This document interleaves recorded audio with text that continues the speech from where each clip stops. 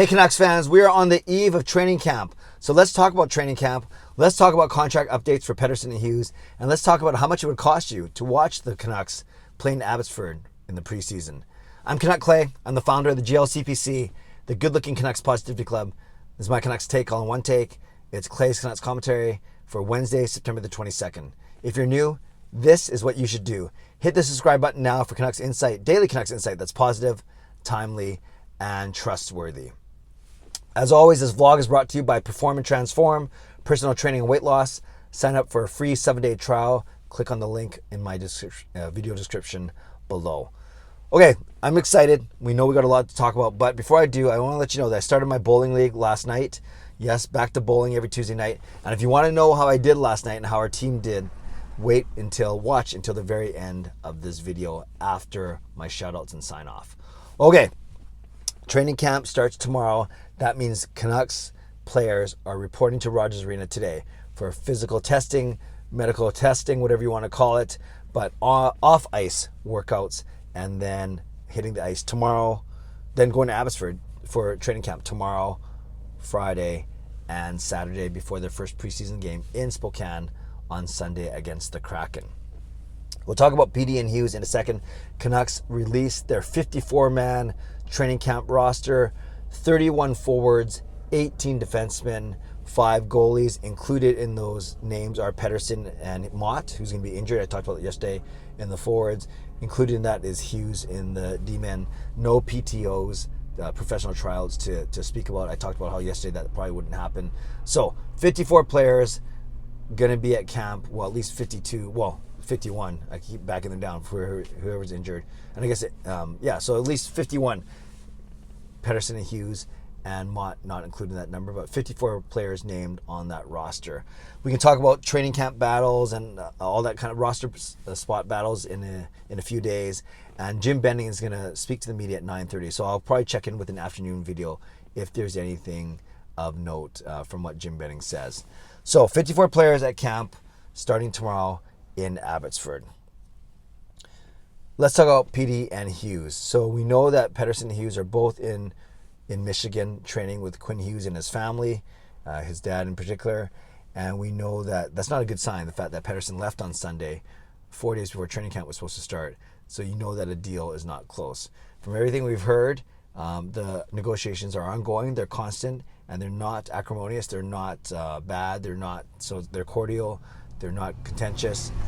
This is just a very difficult and complicated negotiation because whether you go short or long term, you're basically setting the bar, not only for each other, the two guys represented by the same agency, but you're basically setting an internal salary cap for the team as well.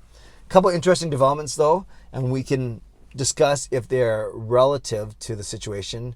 Kirill Kaprisov, I should learn how to say that better. Kaprizov, the Rookie of the Year, Calder Trophy winner from Minnesota, signs a 5-year, $45 million deal. So that's $9 million a year. That seems high, you might say. It does buy 2 UFA years off of Kaprizov, I should say. So see, I got to practice that. So Kaprizov, $45 million contract. Is that a comparable to Petey?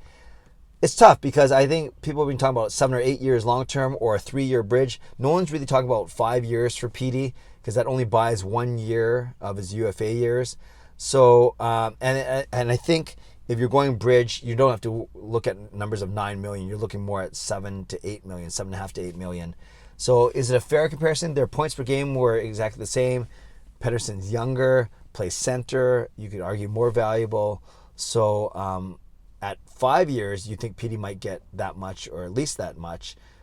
But I think at a bridge deal, which is what the Canucks can likely afford, you're not looking at that much. Then you look at Rasmus Dahlin, signed with the Buffalo Sabres, 3 years, $18 million, $6 million a year. That was interesting because we talk about Dahlin, Hughes, Makar, and Heiskanen as the big four. We know Makar signed for $9 million a year, Heiskanen at $8.45, and those are long-term. Then you have Dahlin at $6 million, short-term, only 3 years. Again, if the Canucks go bridge with Hughes, then you're likely looking at something between $6 and $6.5 million or $7 million at the most, as opposed to the $8.5 or $9 that Heiskanen and Makar are making because they are going long-term, again, buying UFA years. So on one hand, it's nice to talk about these comparables. But you got to remember that given where the Canucks are and given what we talked about, likely short-term deals for both Petey and Hughes, then I'd say the Dahlin one is a fair comparison for Hughes, but the Kaprisov isn't the fairest comparison for Pettersson, because I just think they're in slightly different situations. So something to keep in mind for sure. But with Kaprizov and with Dahlin being signed, now there's only 3 RFAs left throughout the entire league to be signed, and 2 of them are in Vancouver. There's Brady Tkachuk in Ottawa, and then we have our 2 superstars in Elias Pettersson and Quinn Hughes. So we'll continue to monitor this story as it goes as well. Abbotsford, first home preseason game for the Canucks is Monday night in Abbotsford. So Sunday night in Spokane playing the Kraken, Monday night in Abbotsford hosting the Calgary Flames. A lot of uproar yesterday because the Canucks released their ticket prices, and for this preseason game, the cheapest tickets, I think $73, the most expensive tickets over $100, but it's going to cost you $73, and I don't even know if that's with service charges or what, but I should have looked that up, but at least $73 to walk in for a preseason game where you're likely going to see a roster of 40 to 50% of Canucks players, and they might be the more fringe players anyways. So I get that there's an appetite for hockey after a year and a half of no live crowds. I get that there's a lot of excitement, not only around the team, but the fact of the whole Abbotsford setup. But that's still, I wouldn't pay $75 to watch a preseason game as much as I love the Canucks. In fact, I'll probably go to 2 to 3 games in Rogers Arena, and our cost isn't $75, and I don't think we would sell them for $75. There's no way.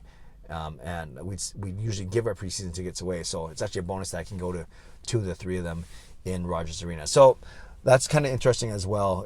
The fact that the prices were so high, a lot of backlash on social media about that. So before I get to my shutout sign off and then talk about my bowling, in the comments below today, talk about your excitement about training camp starting tomorrow. Talk about PD Hughes, and are these Kaprizov and Dahlin contracts comparables for you? And you can talk about, of course, were you taken aback by the ticket prices for the Canucks preseason games, the preseason game in Abbotsford on Monday night, the 27th. So a lot of things to chat about. We're going to have a lot of things to talk about throughout the next week for sure. And Jim Benning, speaking to the media at 9:30, I will check in later today, like I said, if he says anything noteworthy or newsworthy. Shout out to my hero members, Nucks fan number 29, Justin Credible, Lucas Gates, and Andrew Chang, and to Hall of Fame members Jens95, Sim Alexander, Chris Seifert, Adam Broomfield, and Shannon Hollingworth. Thanks for your support as always, and thanks to the support of all members of all levels. If you want to become a member of the CCC crew, press the join button underneath this or any of my videos, or in the memberships tab on my YouTube channel. Subscribe if you'd like to, like this video if you'd like to, become a member if you'd like to, and leave a comment below if you'd like to. Excited about training camp, Hughes and Pettersson vis-a-vis Dahlin and Kaprizov's new contracts, and reaction to ticket prices in Abbotsford for the one Vancouver Canucks preseason game out there. Okay, last thing. I started my bowling league. It's a team, so I'm on a team with my son Jacob. He drafted me, and another guy named Arnold. We call Arnold Pogi. He's Filipino. That means good looking. We call me Guapo, also good looking, although not Filipino. But my wife is born and raised in the Philippines, and we call Jacob Tisoy, which means I think skinny and handsome. I don't know what that means actually. I hope I'm not swearing at him. So it's a 3-team, 3-man team. We play against another 3-man team, and we play 4 games. And basically, I match up against their lead off, their weakest player. Then Arnold matches off against their middle, and then Jacob is our anchor, our captain. So he matches off against the other captain, and then you play 4 games. You add up all the points, and blah blah blah. So I actually bowled really well last night. I bowled 178, 213, no, 175, 218, 193, 145. So I think I got one of those numbers wrong, but I averaged basically 183, which is way higher than I used to. My average going in is 164. So I bowled basically 19 pins above my average. So I beat my opponent 3 games to 1, and then total pins. So you get another 2. Every game is worth 2 points, and then total pins is worth 2 points. So I took 8 out of 10 points from my opponent by beating him 3 games to 1 and then winning total pinfall. Unfortunately, Arnold and Jacob only went 1 and 3 against their opponents. So we totaled 22 out of 50 points. So obviously you want more than 25. So we got 22 out of 50 team points. So we're losing record 22 and 28 technically. Of course it's a team game, but I was happy with my own personal performance, taking 8 out of 10 points. I think I took 8, then Arnold only took 4, Jacob took 2, and then we got some team points as well. But that's way too much detail. Going forward, I think on Wednesdays, I'll just talk about how I did my scores and how our opponent did, and then our breakdown. So yes, I averaged 183. I beat my opponent 3-1.